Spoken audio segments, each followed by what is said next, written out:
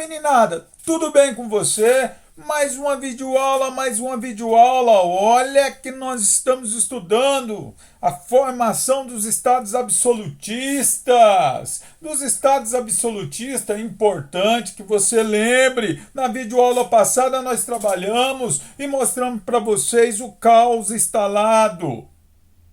Católicos matando protestantes, senhores matando servos, burgueses lutando com nobres, o caos instalado. Aparecem pensadores, importantes pensadores, Thomas Hobbes, com seu livro Leviatã, Nicolau Maquiavel, com seu livro O Príncipe, Jacques Bossuet, com seu livro A Política segundo a Sagrada Escritura. Esses pensadores idealizaram um Estado capaz de conter esse caos, de evitar que o mais forte destrua o mais fraco e colocar todo o poder nas mãos do rei. Esses pensadores desenvolveram as teorias que criaram o Estado absolutista. Muito importante para a prova. Lembre-se, o caos, o medo, faz com que o indivíduo comece a acreditar que ele tem que ceder parte de sua liberdade para que o rei, para que o governante tenha condição de protegê-lo. Todas as vezes que o caos está instalado, que o medo está generalizado, existe uma chance muito grande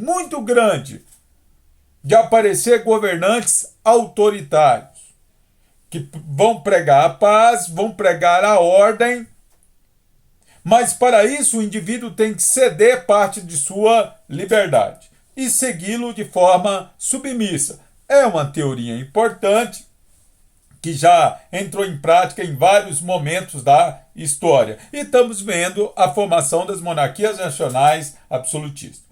Para facilitar o entendimento, é importante a gente ver, coloca aí no seu caderno, o absolutismo na França.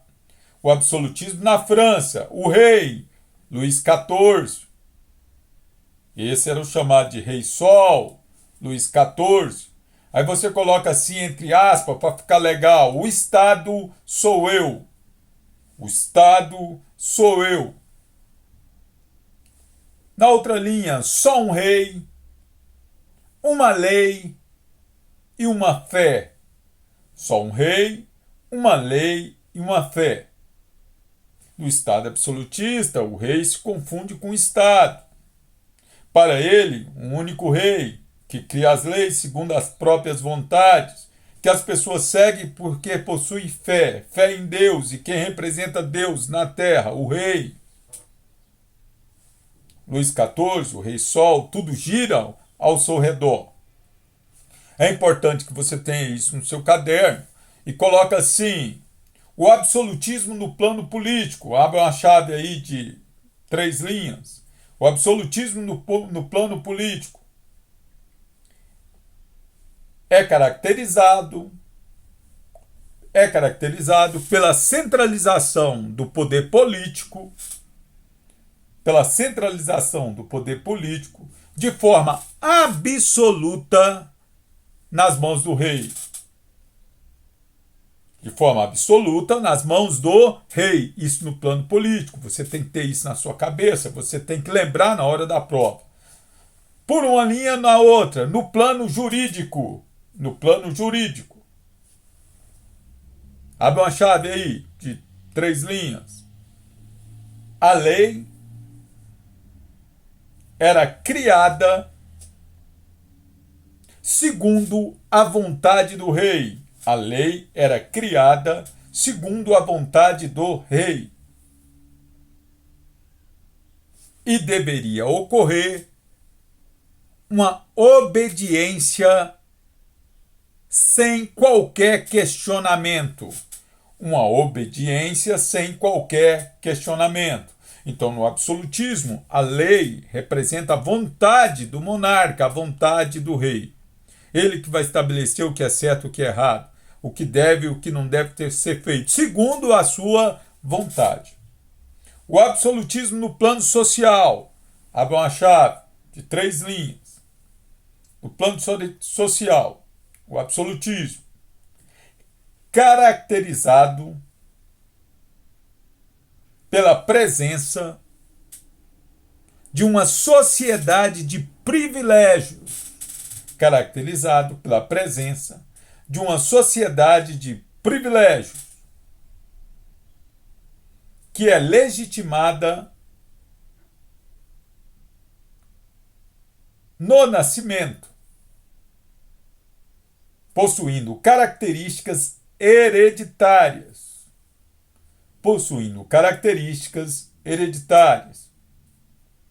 O grau de nascimento de cada um, vai estabelecer a sua posição social e se ele vai ter ou não privilégios. Então, perceba que num plano, é importante que você entenda, que num plano político, centralização, jurídico, a vontade do rei, e social, privilégios, são características do absolutismo. Agora, eu quero que você coloque no seu caderno para você organizar. Coloca assim, para você entender.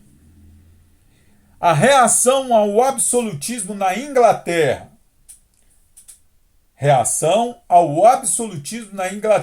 Século XVII. Então você escreva: antecedentes da Revolução Gloriosa.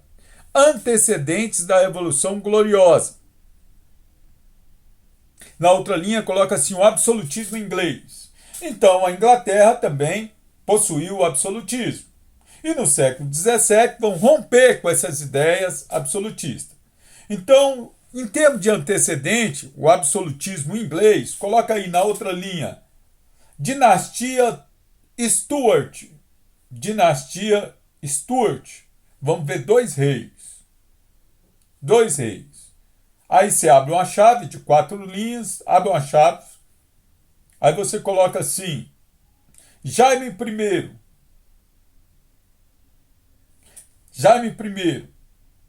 destacou-se pela criação de novos impostos.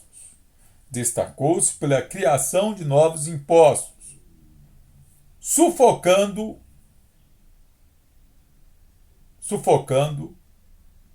a burguesia e os camponeses. No absolutismo, o rei tem o direito de criar impostos segundo a própria vontade. Isso, Jaime I.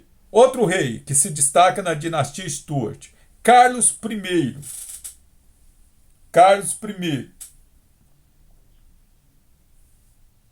Destacou-se por dissolver o parlamento.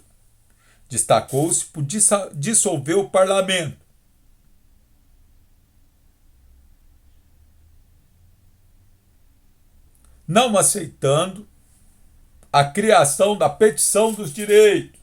E sublinha esse termo, petição dos direitos, que determinava que novos impostos só poderia ser criado na Inglaterra se o parlamento fosse consultado. Então perceba que o poder absoluto do rei vai gerar conflitos, principalmente devido a questões econômicas, cobrança de impostos. Então você escreva: Revolução Puritana, outro tópico. Então vimos como antecedentes da Revolução Gloriosa, vimos o absolutismo na Inglaterra, dinastia Stuart, 2 reis, Jaime I e Carlos I. Agora a Revolução Puritana. Aí você coloca assim: 1642 a 1649. 1642 a 1649. O líder Oliver Cromwell. Motivos da Revolução. Coloca uma chave de 4 linhas. Motivos: crise econômica e centralização política. A criação do ato trienal, que estabelecia a reunião do parlamento, no mínimo uma vez a cada 3 anos. A reunião do parlamento, no mínimo uma vez a cada 3 anos. Essas questões, elas agravaram a crise econômica e a crise política, produzindo uma guerra civil. Na guerra civil, ocorre a vitória sob o comando de Oliver Cromwell e ocorre a implantação de um regime republicano.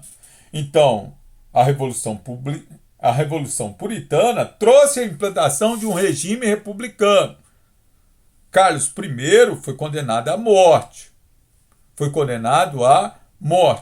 E Oliver Cromwell, ele governou de 1649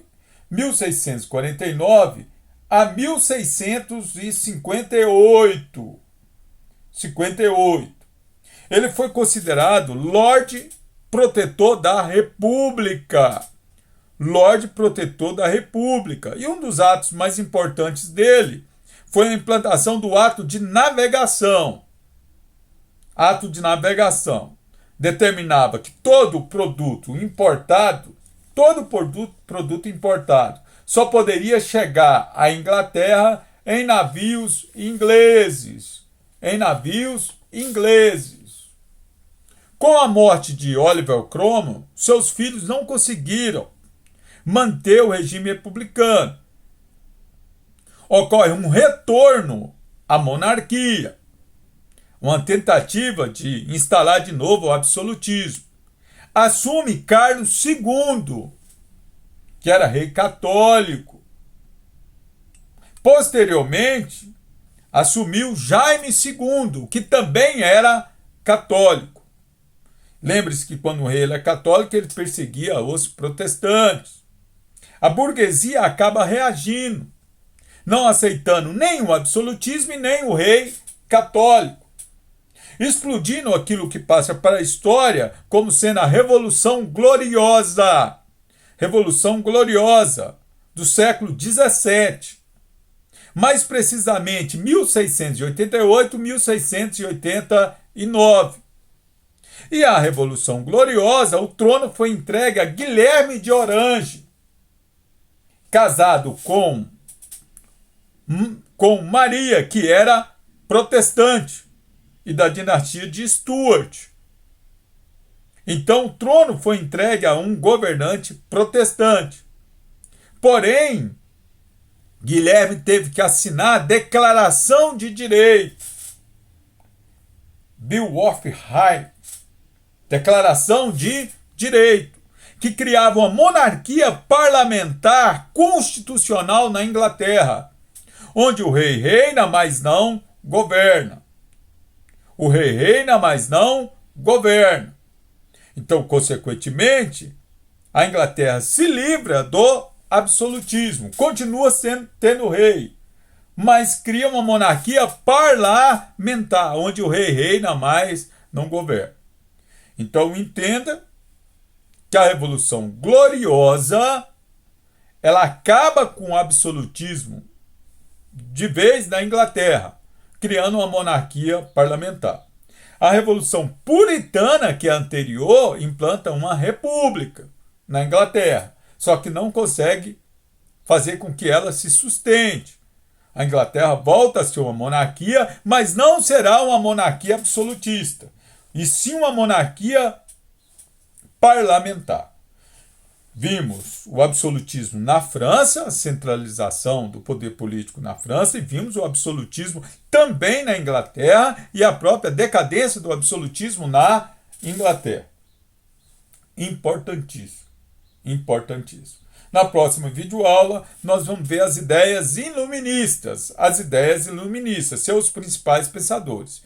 E, posteriormente, a consequência, a chamada Era das Revoluções. É um conteúdo um pouco delicado, tem vários nomes, você tem que gravar as dinastias, é importante que você entenda o nome dos reis, é importante que você grave o nome das principais personalidades e o nome das revoluções. Sucesso, eu acredito em você, você é líder, e até a próxima videoaula. Sucesso!